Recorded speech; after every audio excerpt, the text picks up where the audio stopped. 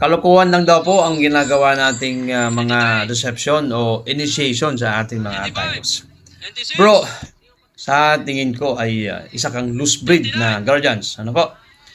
Sa atin pong kapatiran, kailangan po ng konting exercise. Sabi nga nila, ang exercise daw po ng guardians sa amin ay maluwag o magaan. Ang mahalaga po ay hindi naman kailangan ng masyadong mahirap. Ang kailangan lamang po ay dumaan sa mga reception o initiation. Ito po ay nagpapatunay na ikaw bilang baguhan, bilang isang lowest mammal, ay kailangan mong dumaan sa mga reception na po para makita na ang iyong pagpapakumbaba, ang iyong pagpapakumbaba at respeto sa iyong senior ay makikita. Kaya naman bro, ginagalang ko ang iyong komento. Wala naman pong problema dyan. Pero meron po tayong mga logic. Ano po ang logic?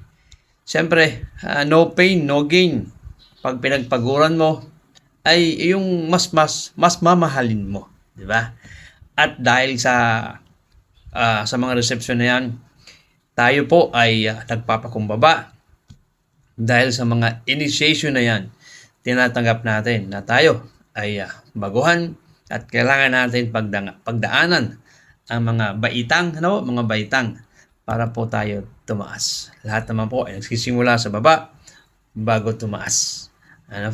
So kailangan yung mga nasa taas, respetuhin po natin. Kasi kung ikaw hindi ka dumaan sa mga initiation, hindi ka respetuhin. Hindi ka respetuhin. Mabuhay!